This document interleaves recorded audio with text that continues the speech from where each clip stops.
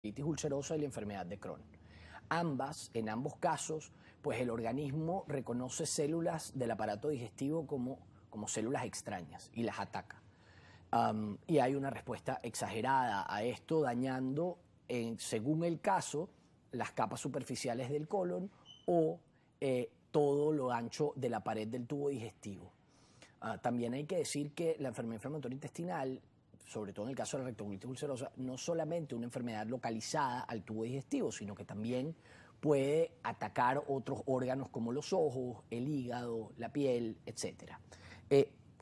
Son enfermedades, son consideradas de alguna manera enfermedades autoinmunes. O sea, la que más sufre en líneas generales es la capa superficial del tubo digestivo, o sea, la mucosa del tubo digestivo. En líneas generales, la rectocolitis ulcerosa actúa o se produce mucho más en el recto y es exclusiva del recto y el colon, de alguna manera. Sus manifestaciones dentro del tubo digestivo son dentro del recto y el colon. En cambio, la enfermedad de Crohn, por el contrario, se puede presentar en cualquier parte del tubo digestivo desde la boca al ano. Y la afectación del tubo digestivo o de las paredes del tubo digestivo en general no es solamente una afectación superficial, es una afectación muchísimo más profunda. Son úlceras mucho más grandes, mucho más profundas. De hecho, la enfermedad de Crohn tiene dos patrones, ¿no? Dos patrones principales. Okay. Un patrón estenosante, que es que se reduce el calibre del tubo digestivo, se reduce el calibre del intestino en sí y produce mucho dolor porque las heces tratan de pasar por ahí y no lo logran, o sea, el bolo fecal. Y el otro patrón, eso se produce porque la inflamación y la cicatrización producen retracción, y esa retracción produce estenosis, produce un estrechamiento. El otro patrón que tiene la enfermedad de Crohn es el patrón fistulizante, es un patrón en donde se forman comunicaciones entre las diferentes zonas del tubo digestivo, el tubo digestivo con otro órgano hueco, con otra víscera hueca, o el tubo digestivo con la piel, con el exterior. Entonces esos pacientes pueden tener fístulas, lo que se llaman fístulas, ¿no? O sea, hay varias formas de presentación de cada una de estas enfermedades, de alguna manera. Por ejemplo, nos habla sobre estas dos patologías asociadas. ¿Puede ser que un paciente presente las dos o siempre se presenta una sola? Hay una cosa que se llamaba el overlap. El síndrome de overlap era cuando se presentaban características de ambas, pero siempre o últimamente lo que tratamos es se trata como la más grave o como la peor o la mayor, que es la enfermedad de Crohn. Al final del tratamiento se termina tratando como la enfermedad de Crohn en realidad.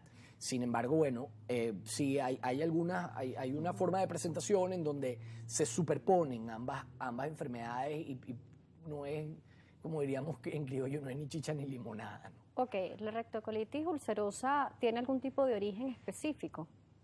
Ninguna de las dos sabemos a ciencia cierta y con claridad qué la produce. Hay una predisposición genética con unas alteraciones del complejo mayor histocompatibilidad que predisponen a los pacientes a tener enfermedad inflamatoria intestinal, y eso es lo que hace que la enfermedad inflamatoria intestinal tenga un componente genético. En una familia en donde las personas tienen enfermedad inflamatoria intestinal, es más probable que algún descendiente o algún elemento, componente, una persona de esa familia tenga enfermedad inflamatoria intestinal, ¿no? ¿Cuáles son las manifestaciones que se van a presentar en este paciente? ¿Cómo se presenta en su organismo? ¿Cómo se va desarrollando? Y además, ¿cómo el paciente se da cuenta para acudir al especialista?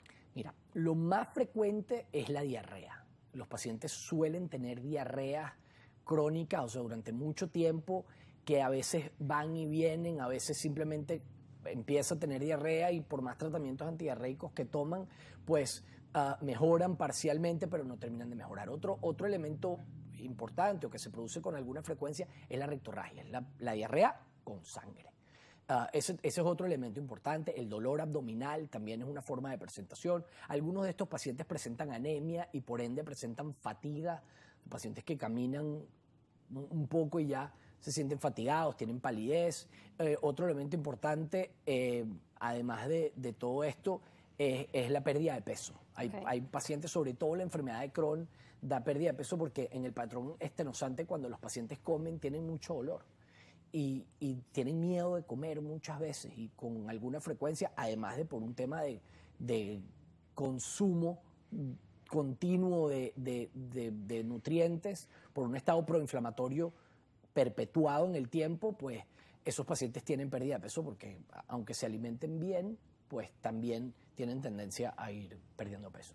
Por supuesto, los cuadros diarreicos que nos habla, por ejemplo, normalmente muchos pacientes dicen, bueno, me voy a hacer una prueba de heces, incluso a veces sin estar referida por un especialista, que esto es importante también hablarlo, que todos los exámenes a realizarse debe estar referido por el especialista que está encargado de esta área. Entonces, si en el examen de heces sale todo normal, no sale ningún tipo de parásito, huevecillos ni nada que determine esta diarrea, hay que tomar en cuenta también un rasgo de preocupación. Mira, yo sobre todo lo que le digo a los pacientes es que cuando tienen, si tú tienes 2, 3 días de diarrea y tuvo náuseas, vómitos, o se sintió mal o cualquier otra cosa, pues mire, no es mayor cosa, lo más probable es que haya sido un tema infeccioso. Pero si usted tiene diarrea crónica o diarrea recurrente, independientemente de lo que diga el examen de heces, es importante que vaya al especialista. Porque a veces no es solamente tener un examen de heces, es cómo se interpreta el examen de heces. Es importantísimo eso porque hay elementos que nos llaman a nosotros a sospechar que un paciente que, por ejemplo, se reportan quistes de entamoeba histolítica, que es bastante frecuente el paciente que llega a la consulta con quistes de una ameba y tiene muchas manifestaciones como sangrado, como evacuaciones continuas con moco y sangre.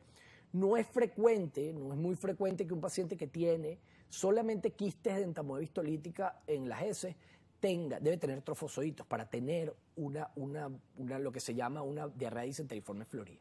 Entonces, a veces se puede confundir el quiste con un macrófago que ha fagocitado unas células. O sea, puede haber una confusión y debe haber una correcta interpretación de cada uno de los cuadros. Entonces, es importantísimo que el paciente que tiene diarrea crónica, independientemente de lo que diga su examen de heces, vaya al especialista. Uso y abuso de los antidiarreicos. Vamos a hablarlo en la próxima parte. El doctor José Di Giorgio nos seguirá acompañando, médico gastroenterólogo. Vamos a hablar de esto, ya que uno de los puntos cardinales o de las manifestaciones principales son los cuadros crónicos de diarrea. Así que si tiene preguntas o comentarios, las redes sociales están a su disposición. @salud_gb, Instagram Live. Estamos conectados con ustedes leyendo sus preguntas. Nos han preguntado incluso del Helicobacter por acá.